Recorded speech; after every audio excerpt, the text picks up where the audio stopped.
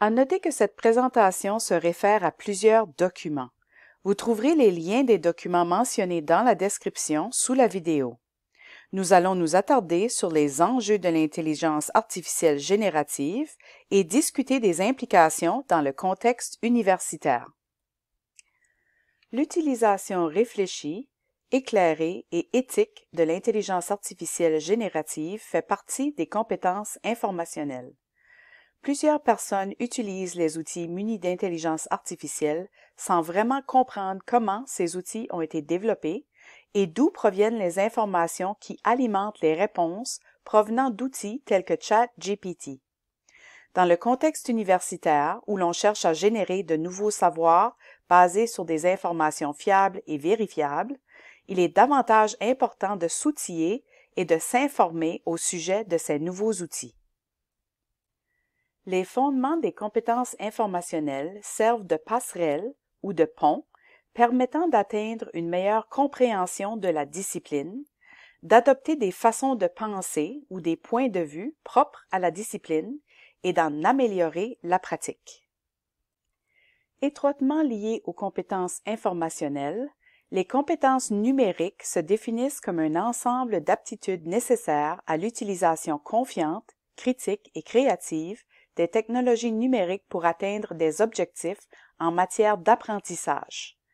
Parmi les 12 dimensions soulevées par le cadre, soulignons le citoyen éthique qui est conscient de l'origine des informations qu'elle ou il partage avec autrui, la culture informationnelle qui exige l'utilisation des sources d'informations fiables et la pensée critique qui exige d'évaluer les contenus numériques avant de les utiliser. L'intelligence artificielle existe depuis longtemps et peut prendre plusieurs formes. Vous n'êtes peut-être même pas conscient que vous utilisez des outils munis d'intelligence artificielle régulièrement. Par exemple, le GPS dans votre auto utilise l'intelligence artificielle pour déterminer à quelle heure vous allez arriver à votre destination. Dans le cas de l'intelligence artificielle générative, il s'agit d'un mariage entre l'apprentissage automatique et le traitement du langage naturel. On assiste alors à la naissance de plusieurs robots conversationnels qui permettent de poser des questions et recevoir des réponses.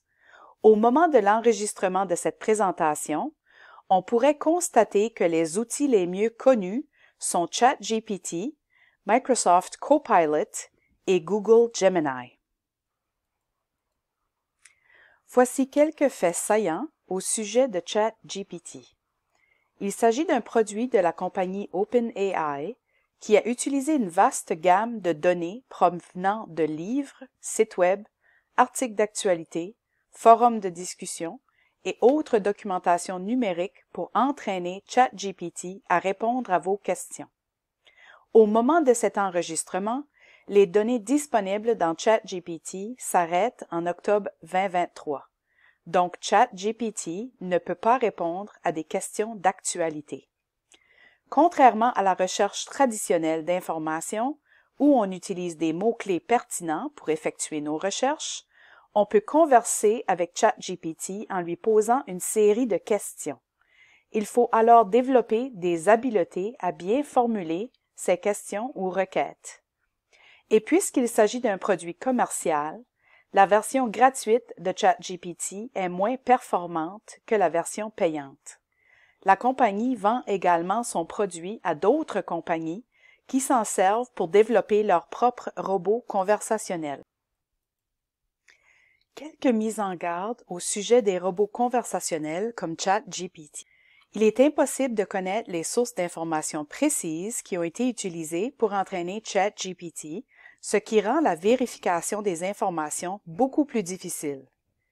Puisque ChatGPT a été entraîné en utilisant des informations publiquement accessibles sur Internet et qu'il existe un montant important de fausses informations sur le Web, ChatGPT peut inclure de mauvaises informations dans ses réponses.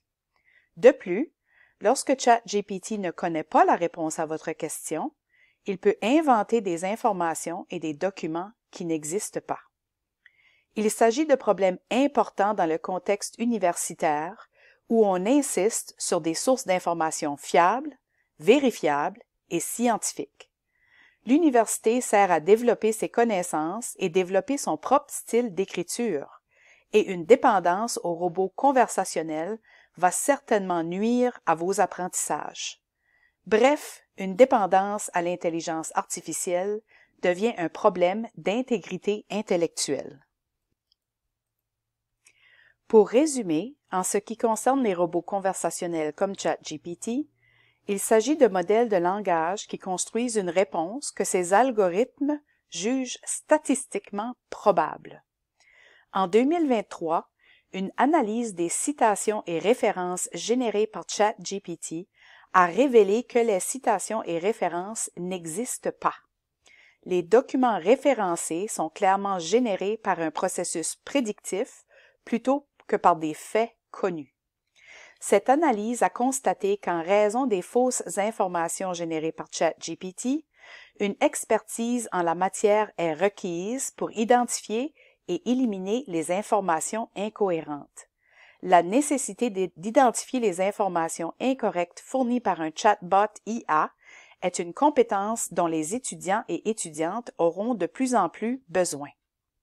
Mis à part ChatGPT, on assiste aujourd'hui à une explosion d'outils munis d'intelligence artificielle qui peuvent produire différents types de contenus, en passant par la création de vidéos, la composition de musique, la création d'images et bien plus encore.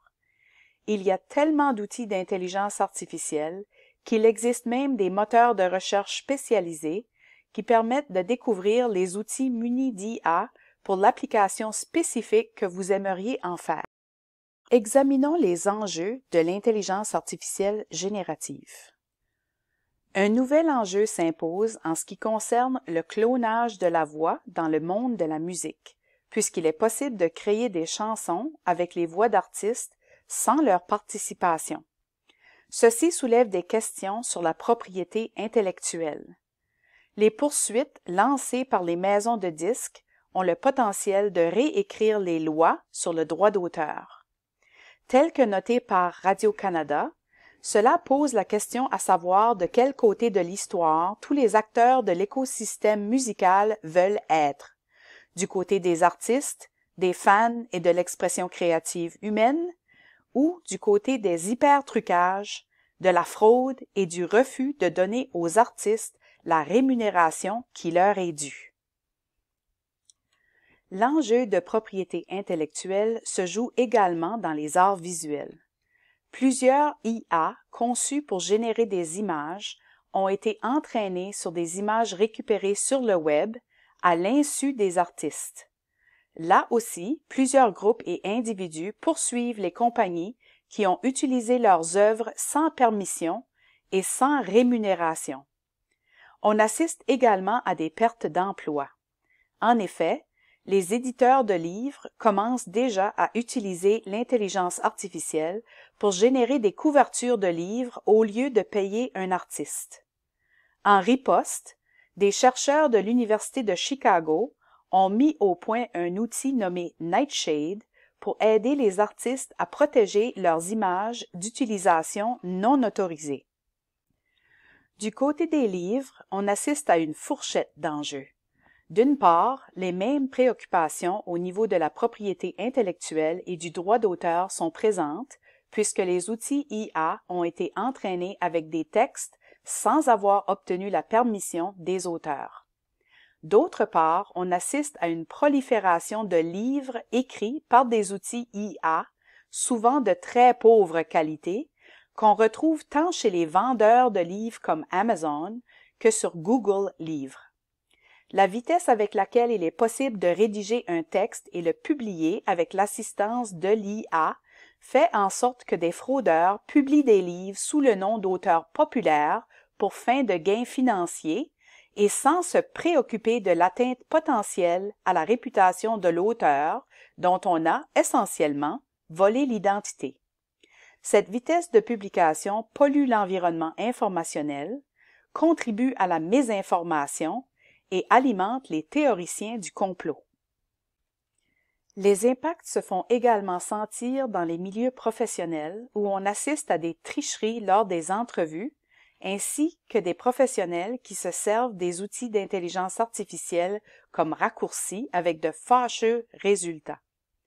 Un cabinet d'avocats new-yorkais a fait confiance à ChatGPT pour monter la défense de leurs clients sans faire de vérification des informations fournies par ChatGPT.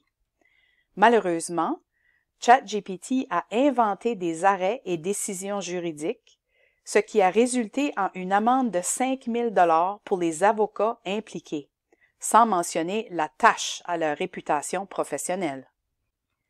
Les impacts sont multiples et les gouvernements en prennent conscience et commencent à discuter de l'encadrement des outils munis d'intelligence artificielle. Les lois commencent à être examinées et seront modifiées en conséquence afin de protéger la vie privée des citoyennes et citoyens et afin de s'assurer que ces outils n'alimentent pas les préjudices contre des groupes spécifiques. Les gouvernements misent également sur la transparence. Au Canada, les employés gouvernementaux qui se servent d'outils d'intelligence artificielle pour rédiger des rapports et autres documents doivent déclarer l'utilisation de ces outils dans leurs documents. Le paysage informationnel est malheureusement parsemé de désinformation et de mésinformation. La désinformation, c'est de l'information erronée ou déformant la réalité, transmise au moyen des médias de masse ou des médias sociaux dans le but de manipuler l'opinion publique. Par exemple, les fausses nouvelles. La désinformation, c'est donc intentionnel. La mésinformation, c'est de l'information transmise au moyen des médias de masse ou médias sociaux qui est considérée comme véridique par l'émetteur, mais qui, en réalité, déforme les faits ou est erronée.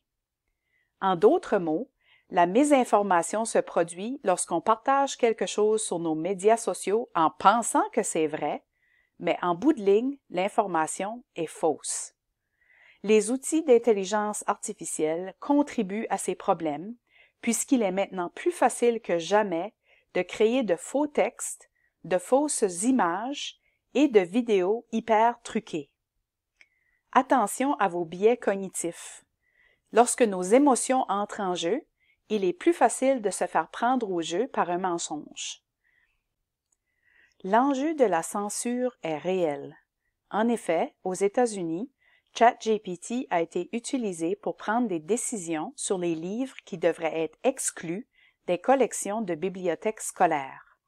Parmi les livres bannis, on retrouve des classiques tels que La Servante écarlate de Margaret Atwood et Je sais pourquoi l'oiseau chante en cage de Maya Angelou. Inversement, les outils d'intelligence artificielle comme ChatGPT pratiquent de l'autocensure.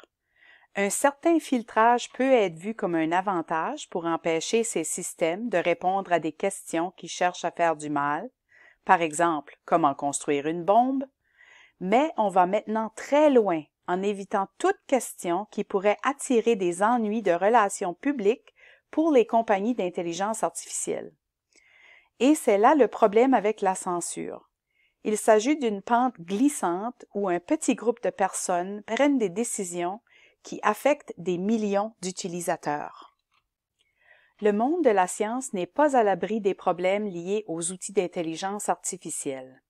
Les scientifiques ressentent beaucoup de pression pour publier, ce qui mène certaines personnes à utiliser des raccourcis comme ChatGPT. Il existe également des usines à articles ou paper mills qui utilisent l'intelligence artificielle pour générer et publier des articles scientifiques. On voit maintenant des articles scientifiques rédigés par l'intelligence artificielle apparaître un peu partout, même dans des revues scientifiques arbitrées. Ceci est d'autant plus grave puisque cette réalité pourrait miner la confiance du public dans la science. Nous commençons à comprendre à quel point l'intelligence artificielle générative est énergivore. Compte tenu de la popularité et de l'utilisation grandissante de ces outils, c'est un enjeu des plus importants à solutionner le plus rapidement possible. Selon une estimation publiée par Kate Crawford de l'Université de Californie du Sud, qui suit l'évolution de l'empreinte environnementale de l'IA depuis 2018, une recherche Internet réalisée par un agent conversationnel nécessiterait 4 à 5 fois plus d'énergie qu'une recherche conventionnelle, par exemple avec Google. Si la tendance se maintient, écrivait-elle en février 2024, ces systèmes vont probablement avoir besoin d'autant d'énergie que des pays complets. Quelques chiffres ont commencé à apparaître ici et là dans plusieurs études et dans plusieurs événements. Par exemple, une poursuite déposée par des résidents de Des Moines, la capitale de l'Iowa aux États-Unis, a permis d'apprendre que le centre donné d'OpenAI, là où était entraîné ChatGPT-4, avait consommé 6% de l'eau de l'ensemble du comté en un seul mois en juillet 2022. Selon les rapports environnementaux de Google et de Microsoft, ces deux compagnies ont vu des hausses de leur utilisation d'eau respectivement de 20% et de 34% en un an.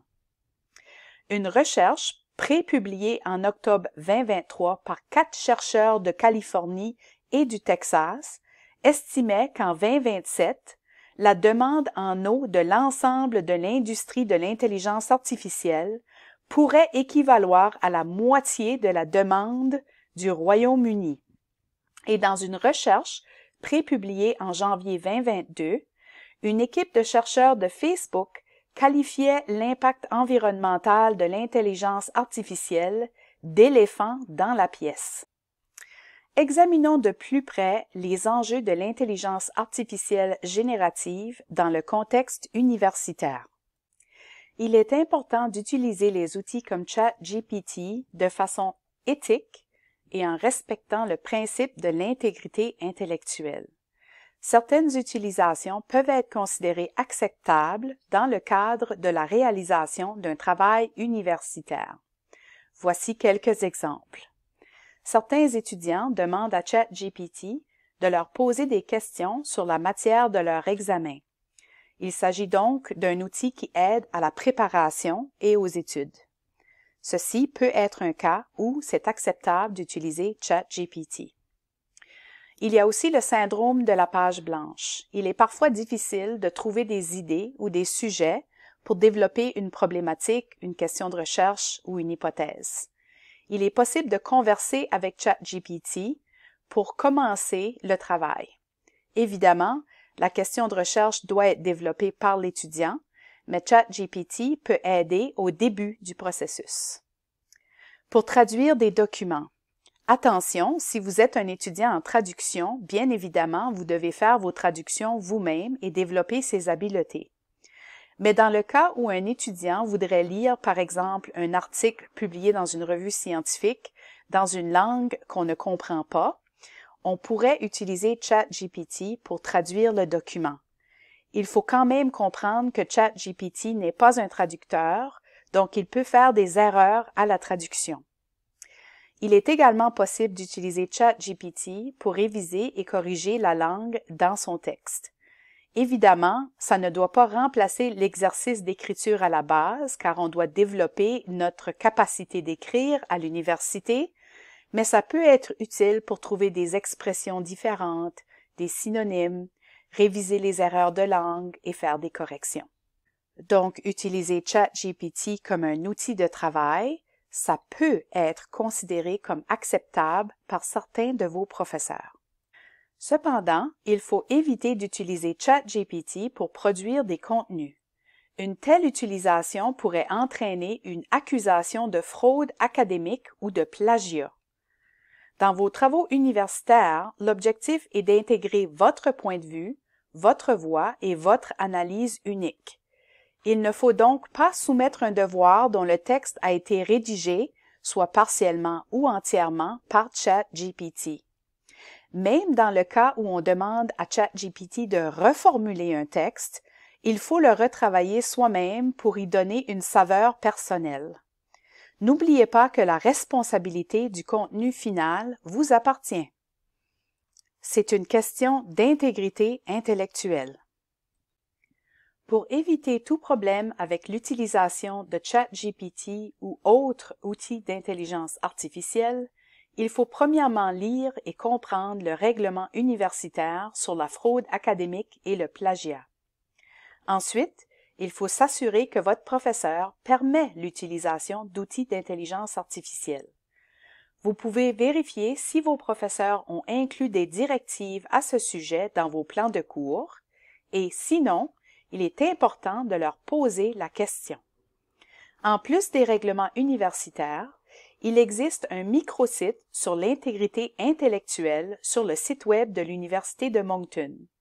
Vous y trouverez des informations et exemples additionnels qui vous permettront de comprendre ce qui est permis ou non. Comme personne étudiante, vous êtes ultimement responsable du contenu de vos travaux universitaires. Assurez-vous de bien respecter les règles du jeu et de faire preuve d'intégrité intellectuelle afin d'éviter des ennuis.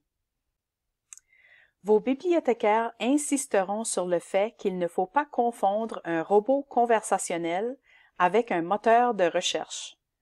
ChatGPT répond à vos questions en se basant sur sa propre base de données et tel que nous l'avons souligné, il peut faire des erreurs et même inventer de l'information qui n'existe pas.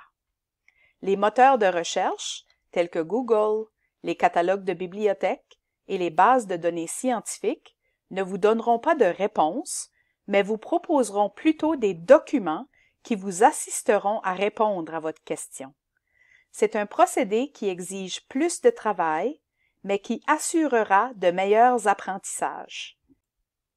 Et finalement, si vous ne prenez pas la peine d'écrire vos propres textes, pourquoi vos professeurs devraient-elles et ils prendre la peine d'en faire la lecture et de les évaluer?